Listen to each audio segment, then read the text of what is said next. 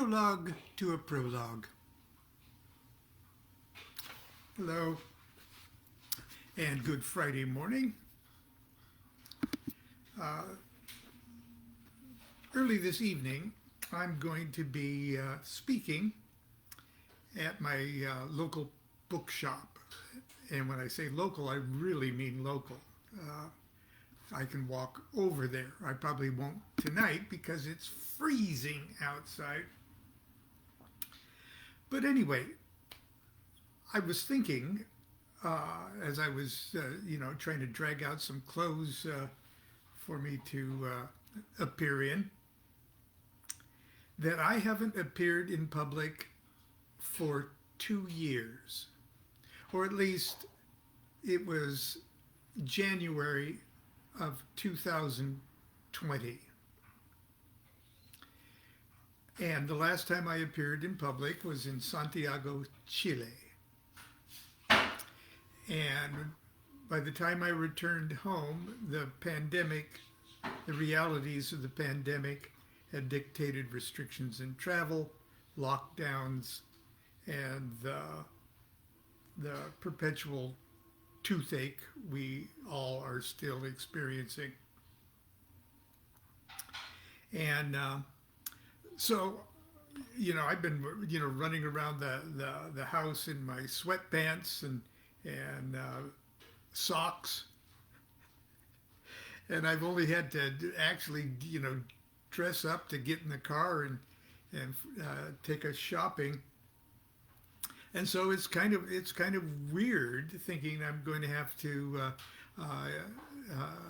introduce myself to a small gathering of local people who may know absolutely nothing about me or magic or anything else, but just that I'm a local author getting ready to introduce myself to the community and hopefully sell a few books or a few tarot cards.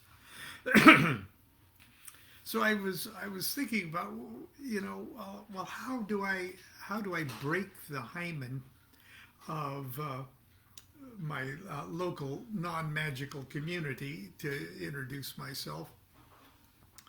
And it occurred to me that I kind of already did that in my prologue to the prologue of the new edition of Enochian Vision Magic, at least in the first part of it. So I'm going to test this out on you. If you could imagine that you're don't know who I am or what I do, I probably will bring my guitar and sing just a few little songs because they do know that I'm a songwriter. But see how this works for you. Something secret. This is the opening words of the Mahabharata, or at least the television production of the Mahabharata, the great Indian epic. The poet Vyasa says, "There's something secret about a beginning. I don't know how to start." And the god Ganesha says, "As you claim to be the author of the poem, how about beginning with yourself?" There is indeed something secret about a beginning, secret and invisible, like the soul of infinite potential that broods in the heart of every living seed. My tongue is tied. I stare at the blank screen of my monitor. I don't know how to start. For the writer, it is the most difficult moment. A million things to say, but where to begin? My eyes search the walls and ceiling of my little office and fall upon the mask of the Hindu god Ganesha. His bright pleasant face reminds me of the opening scene of Jean-Claude Carrier's, or it's probably pronounced Carrier's, play, The Mahabharata, where Vyasa, the author of the epic poem, is faced with his own writer's block as he strives to begin his monumental story. Unable to read or write himself, Vyasa is blessed by the arrival of Ganesha, the beloved elephant-headed god who offers to serve as Vyasa's scribe and take down his story from dictation. He also gives Vyasa some advice about how to start. How about beginning with yourself? And so, in pale imitation of the poet Vyasa, I will heed the wise counsel of my elephant-headed lord, the remover of obstacles. I shall begin this work of magic by telling you something about myself. Don't worry, I won't tell you much, just enough to get us started. I am a man. I am what they call in the East a householder. That is, I'm married and have for my entire adult life endeavored, with varying degrees of success, to provide a loving and stable environment for my family. I'm also an exceedingly lucky man, for in truth, throughout the years it has been my sainted wife and beloved son who have provided me with a loving and stable environment. Fate, coupled with a conspicuous lack of ambition, has conspired to make our lifestyle one of genteel poverty. Well, not always so genteel. We've never owned a house, a new car, or a credit card. On the other hand, we've always lived in moderately affluent communities and safe neighborhoods. We've always owned old cars that usually get us where we're going. Our bills consist primarily of the rent, the utilities, health insurance, and our groceries. We have no debts. Some people say that's a miracle. I agree. Miracles are part of my job because I'm a magician. I'm not the type of magician who creates illusions to entertain audiences, but the type who seeks to dispel the myriad illusions that hinder my own spiritual growth and enlightenment. Aleister Crowley, who was born in 1875 and died in 1947, the great 20th century magician, defined magic as the science and art of causing change to occur in conformity with will. This is obviously a very broad definition of the term. In my opinion, however, it's the only one that is entirely accurate. You are, of course, free to interpret this definition in any way you wish. Personally, I've come to the realization that the only real change I can effect with magic are changes in myself. By changing myself, I change the world around me, hopefully for the better. Naturally, I haven't always considered myself a magician. But for as long as I can remember, I've been a seeker. Please don't project any undue piety upon this statement. I'm as wicked as anyone who seldom breaks any criminal or civil statutes can be. But even as I wallow in my dark and lazy wickedness, I find myself again and again stumbling inadvertently toward the light.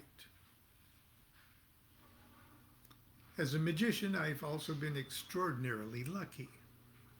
Early in my career, I was befriended and many times guided by some very wonderful and in their own way masterful magicians to whom I owe an immeasurable debt.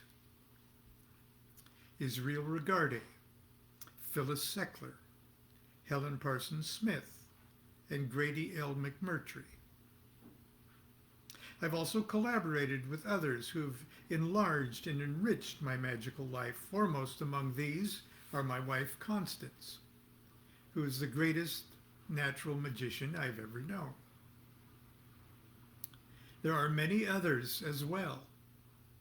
Karen James, whose profound sense of beauty and passion for the art of dramatic ritual keeps alive the mysteries of Aloysius. Douglas James, William Breeze, James Wasserman, Stephen Abbott, Leroy Lauer, David P. Wilson, Rick Potter, Dewey Worth, Nathan Sanders, Christopher S. Hyatt, Poke Runyon, Michael Strader and Sandy Brodigan, and Jonathan Taylor. And for the last 28 years, the assembled magi of my weekly magic class. On my 40th birthday, I began to write professionally. In this vocation, I've also been exceedingly fortunate. Readers who are familiar with the body of my work know that I am occasionally taken to task by knowledgeable critics who accuse me of writing for beginners and who chide me for diluting or oversimplifying complex and esoteric concepts. Against these charges, I can say very little in my defense, except to confess that I am indeed a simple man who, by conventional academic standards, is a lazy and undisciplined student. I have to learn anecdotally. I need to put things in a personal context. I need to appreciate and understand the general before I can be thrilled and inspired by the specific.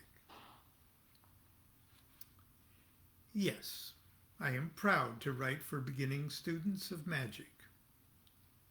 But first and foremost, I write to explain things to myself. I write to find out what I know. I write the books I wish I could have studied during the first 5 years of my magical studies. Books that might have saved me years of frustration, blind alleys and wheels spinning. I also like to think that I write for more advanced students who may find themselves entangled in the elegance of magical minutiae, or else have become so entranced and self-impressed with their encyclopedic memories that they've lost sight of why they are doing magic in the first place. I write about things which I'm familiar and have hands-on experience. One of those things is Enochian magic, and another thing is tarot. And tonight, that's probably where I'll segue into my extempore revelation of the fundamentals of tarot and plug a bunch of other books. Anyway, that's how I'm thinking, because they want me to actually read from one of my books tonight. So I thought that one might be an appropriate little excerpt. What do you think? Anyway, that's it for this week. Tomorrow is Saturday morning. I'll tell you how it goes. And start your weekend early. Continue to be good to yourself and be good to each other. Do what thou wilt shall be the whole of the law. Love is the law, love under will.